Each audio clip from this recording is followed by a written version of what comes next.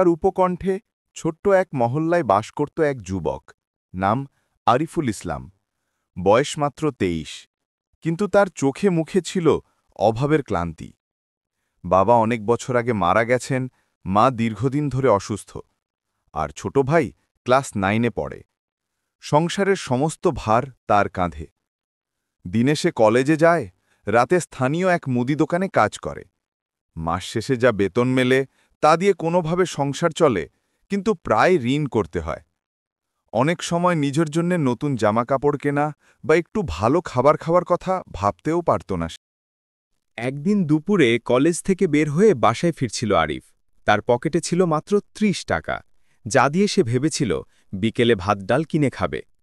হঠাৎ রাস্তায় দেখল এক বৃদ্ধা মহিলা বসে আছেন, চোখে পানি, হাতে ভিক্ষার পাত্র।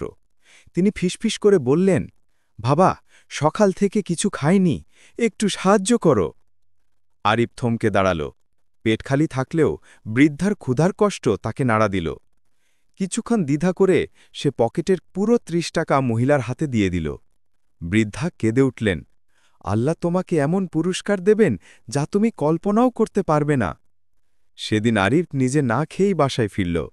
মা জিজ্ঞেস করলেন কেন খায়নি, কিন্তু সে হেসে বিষয়টা এড়িয়ে গেল। তার অন্তরে অদ্ভুত এক শান্তি ছিল। সপ্তাহ পরে অপ্রত্যাশিত একটা ঘটনা ঘটল। দোকানের মালিক হঠাৎ তাকে ডেকে বললেন, আরিফ, আমি তোমার সততা দেখে মুগ্ধ হয়েছি। তুমি সব সময় হিসাব নিখুঁত রাখো, কোনোদিন মিথ্যা বলো না, তাই আমি চাই তুমি এখন থেকে আমার দোকানের ম্যানেজার হও।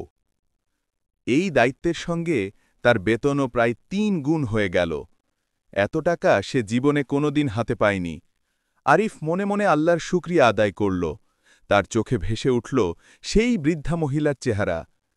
আমি তো মাত্র ৩০ টাকা দিয়েছিলাম, অথচ আল্লাহ ফিরিয়ে দিলেন কয়েকশো গুণ বেশি।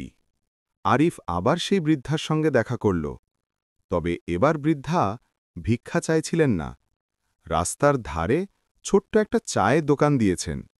হাসি মুখে বললেন, বাবা, সেদিন তোমার সাহায্যের টাকা দিয়ে আমি প্রথমে খেয়েছিলাম, তারপর বাকি টাকায় সামান্য বিস্কুট কিনে বিক্রি শুরু করেছিলাম।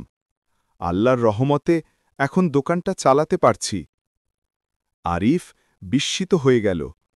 ছোট্ট একটা সদকা কিভাবে একজনের জীবন বদলে দিল, সেটা সে নিজের চোখে দেখল। ১ বছর পরে আরিফের মায়ের অসুস্থতা মারাত্মক আকার ধারণ করল। চিকিৎসার জন্য অনেক টাকা দরকার। সে চিন্তায় পড়ে গেল। হঠাৎ খবর পেল দোকানের মালিক তাকে ডেকে পাঠিয়েছেন। গিয়ে দেখল মালিক নিজের ব্যবসার শাখা খুলছেন এবং আরিফকে সেখানে অংশীদার করার প্রস্তাব দিলেন। মালিক বললেন, তুমি আমার জন্য ভাইয়ের মতো, তোমার সততা আমাকে ভরসা দিয়েছে। এই ব্যবসা এখন থেকে আমাদের দুজনের। আরিফের চোখ দিয়ে অশ্রু ঝরতে লাগল, কারণ এই অংশীদারিত্বের লাভ দিয়েই সে মায়ের চিকিৎসা করাতে পারল, ভাইকে পড়াশোনায় সাহায্য করতে পারল, আর নিজেও সংসার চালাতে সচ্ছল হল। গল্পটা আমাদের শেখায়, সদকা ছোট হলেও কখনো বৃথা যায় না।